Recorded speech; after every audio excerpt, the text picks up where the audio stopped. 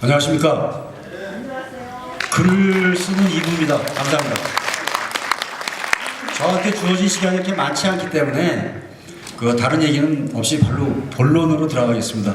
우선 여러분한테 제가 큰 신뢰를 했는데 교재 자료집 보면 28페이지에 서울 1950년 6월 25일 북계군의 남침 때 서울 시민의 인구가 114만이라고 그랬는데 144만입니다. 5자니까 정정해 주시기 바랍니다. 자, 시작하겠습니다. 이게 왜 안 들려?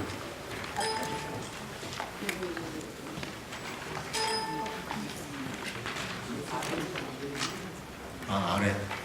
죄송합니다. 6.25 남침 당시에 서울시의 인구가 144만 정도 됐습니다. 근데 6월 28일 날 북계군이 서울을 점령하니까 그 전에 약 40만 명이 피난을 나갔어요. 그랬다가 인천 상륙작전을 성공하고 나서 서울이 다시 수복됐습니다. 그리고 또 다시 북진을 했는데 중공군이 밀려오는 바람에 우리가 일사후퇴라는 거 아시죠? 서울을 내주고 말았습니다. 51년 1월 4일 날. 근데 그 당시 일사후퇴 때 126만 7천 명이 서울을 떠났습니다. 약 18만 명만 남기고 전부 다 소위 도망간 거죠. 왜 그렇겠습니까? 3개월 동안 살아보니까 도저히 살 수 없는 체제라고 체험을 하고 경험을 한 거예요. 그래서 그때 상황에 대해서 이렇게 말씀을 하시는 분이 있습니다. 인민군 점령하에 3개월, 경찰의 몽둥이로도 부모의 눈물로도 어쩔 수 없던 좌익소아병에서 수많은 지식인 젊은이들이 이때 벗어났다. 여기서 잠깐 말씀드리겠습니다. 시간이 많지 않은 관계로다 바로바로 이렇게 할 테니까 넘어가는 파워포인트를 한번 보시고 댁에 가서 시간 있을 때 발표문을 한번 읽어보시면 좋을 것 같습니다. 다음. 6.25 전쟁이 끝나고 나서 김일성이가 전쟁이 실패를 했습니다. 나름대로 남신 전쟁이 실패를 하고 나니까 책임을 뒤집어 씌워야 되는데 누구한테 뒤집어 씌웠냐? 박헌영이한테 뒤집어 씌웠죠. 야, 네가 말이야 남한에 우리가 탱크 몰고 내려가면 곳곳에서 인민봉기가 일어나갖고 삽시간에 남한을 적화시킬 수 있다고 그랬는데 그 인민봉기가 왜 아무것도 안 일어났잖아. 너 미제 간첩이지. 그래서 죽였습니다. 그래서 많은 사람들은 박헌영이가 얘기했던 인민봉기에 대해서만 생각을 하고 계시는데 그렇지 않죠. 남한의 좌익들은 그 당시에 엄청난 일을 했습니다. 우선 첫째, 북한군이 밀려오니까 그들을 안내하고 그들을 도왔습니다. 두 번째, 점령 지역을 그들이 대리 통치했어요. 대리 그러니까 소위 군정을 하기 위해서는 군사력이 상당히 병력이 많이 필요한데 그 병력이 다 어디로 갔냐? 전선으로 나갔죠. 유엔군과 국군의 총뿌리를 겨누러 나갔습니다. 누가 대리 통치했냐? 남로당원들. 바닥발갱이라고 아시는지 모르겠어요. 우리 어머님이 저 어렸을 때부터 얘기했어요. 바닥발갱이. 잘 알아두시면 바닥발갱이. 네? 그리고 그 다음에 북계군이 왔을 때 전투 인력하고 물자를 조달하는데 이들이 앞장섰습니다. 원래 48만 명을 조달할 계획을 갖고서 왔어요. 북한군이. 근데 실제적으로 60만 명을 조달했습니다. 조선의원군이라는 이름으로 해갖고 총알바지로 내보냈죠. 우리 젊은 사람들을. 그리고 그 다음에 중요한 건 뭐냐면 대한민국에 있는 우익 세력들, 애국 세력들을 잡아내서 아까 앞에 보신 인민재판이라는 형식을 빌어가지고 많은 사람들을 학살했습니다. 약 13만 명을 갖다 학살했다는 통계가 있습니다. 자, 이들이 과연 그런 불행한 역사가 다시 오면 안 되겠지만 다시 그런 일이 벌어졌을 때 과연 저들은 무슨 일을 할 것인가? 우리가 역사를 한번 기억해 봐야 될 필요가 있지 않겠습니까? 대한민국을 엎어버리고 전복시키고 파괴하려는 세력에 대해서 그들이 어떤 짓을 하고 있는가, 어떻게 하고 있는가에 대해서 잠깐 말씀을 드리는데 구체적인 단체나 인물이나 세력에 대해서는 지칭을 안 하겠습니다. 제가 말씀드리는 거에서 숨은 그림 찾기 하는 것은 여러분들의 몫이라고 생각하겠습니다.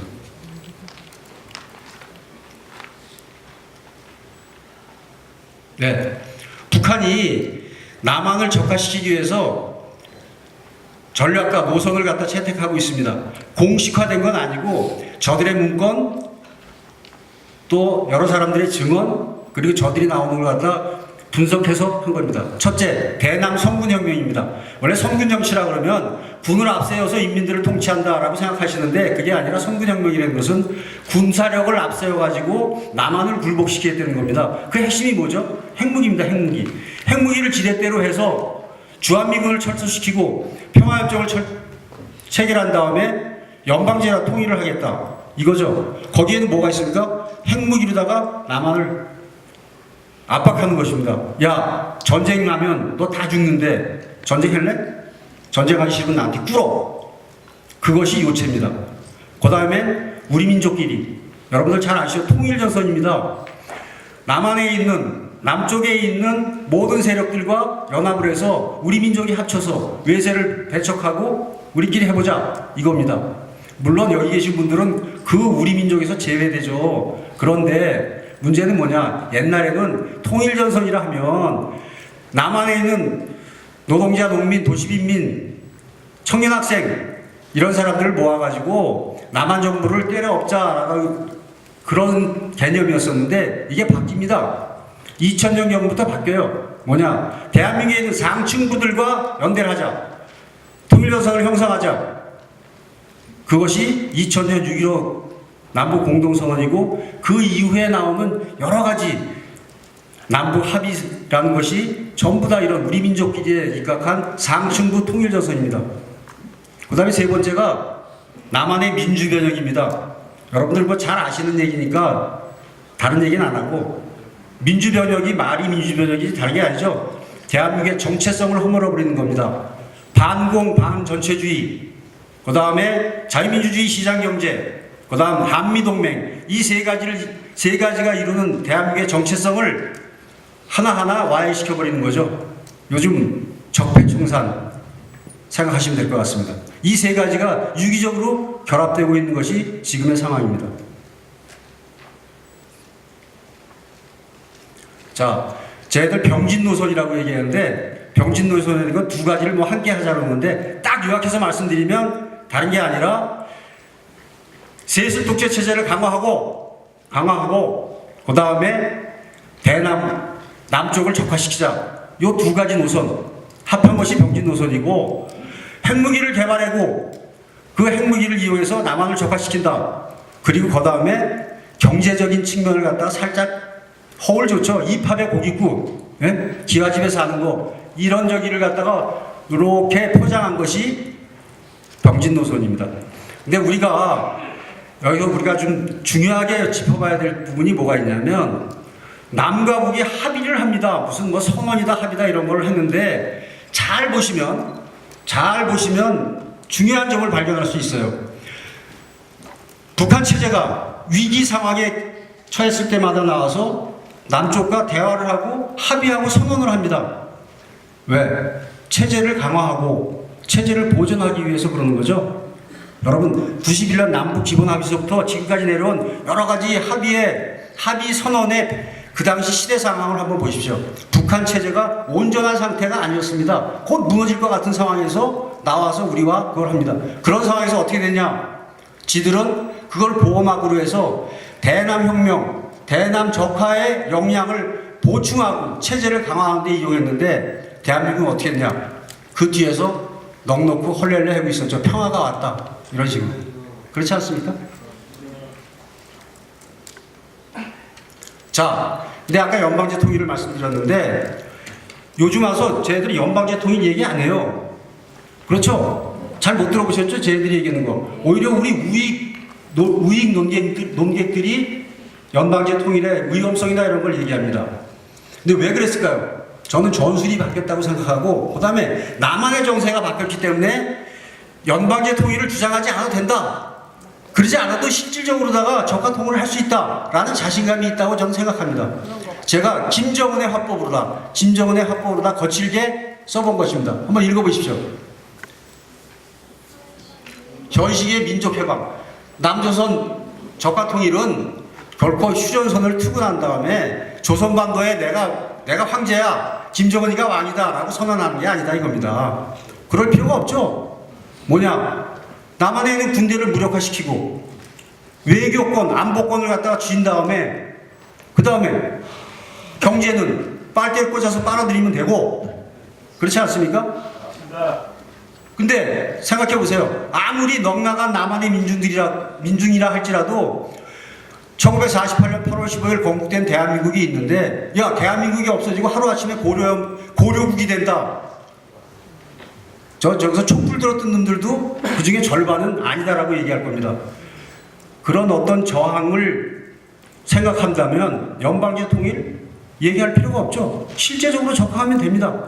그리고 연방제 통일이 되거나 평화협정을 체결하면 문제가 뭐가 되는지 아십니까? 남북한이 자유항래를 해야 돼. 자유항래를 하면, 여기 탈북자분들 아까 말씀하신 분들 있지만, 자유항래를 하면 며칠 만에 무너지겠어요? 곧 무너집니다. 그러니까 휴전선 155마일은 그대로 좀 놔둬야 돼. 적당한 긴장이 있어야지만 북한의 개돼지들을 내가 통치하는데 편리해. 이것이 지금의 제대의 전술이 아닌가 이렇게 생각을 합니다.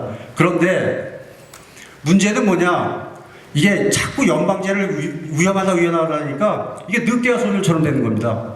그 연방제 용어에 현혹돼 갖고 이제 저쪽에서 야, 우리가 연방제 한다 그랬어? 안 한다고 그랬는데 왜 그래? 라고 얘기를 할 수가 있는 겁니다. 그래서 물론 쟤들이 연방제를 포기했다, 적화통일의 방편으로 삼고 있다는 것 자체를 갖다가 우리가 항상 인식은 해야 되지만, 그거에 매몰돼서 실질적인 적화통일이 이루어지는 것에 대해서 방관하거나 또는 침묵해서는 안 되겠다. 그런 측면에서 우리가 시대와 변화에 맞는, 정세에 맞는 국민 계도를 해 나가야 되겠다, 이런 생각을 가집니다. 그리고 이러한 전술 변화와 관련해서 아주 의미 있는 글을 한번 보여드리겠습니다. 정권 수립 70년을 맞는 9월 9일에는 핵능력을 과시하는 대신 평화와 번영의 의지를 밝혔습니다. 북한은 오랜 고립에서 스스로 벗어나 다시 세계 앞에 섰습니다. 이제 국제사회가 북한의 새로운 선택과 노력에 화답할 차례입니다. 김정은 위원장의 비핵화 결단이 옳은 판단임을 확인해 주어야 합니다. 자, 이거 누가 얘기한 겁니까? 북한 외무상이 얘기한 거 아니에요? 이수용이가 얘기한 거 아닙니다. 누가 얘기한 건지 아시죠? 자, 외교 안보권을 내가 나가서 왜 국제사회에서 내가 시키는 대로 지져, 외교 안보권을 뺏기는 겁니다. 을사보호조약이 뭡니까? 일제가 우리 외교 안보권을 뺏은 거죠. 실질적인 식민지가 돼가는 겁니다. 시리아 방송 대목이 생각나는 대목입니다.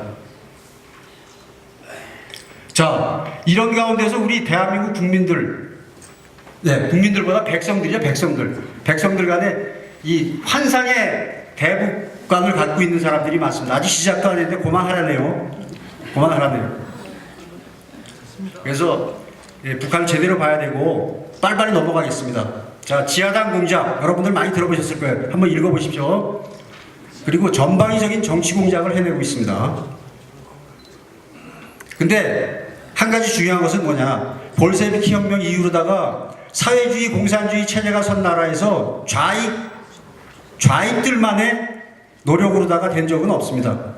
우익을 포섭하고 우익을 혁명에 끌어들이는 것, 이것들이 대남 공작의 요체입니다. 정치 공작의 요체고. 자, 가끔 전술, 포섭, 미꾸라지 전술은 나라를 흐리는 겁니다. 아시죠? 테러에서 저 자해 공작, 자기가 자기네 편을 쌓았고 우리 편한테 엎어 씌우는 것, 우리가 항상 감시해야 됩니다. 한번 읽어보십시오, 빨리.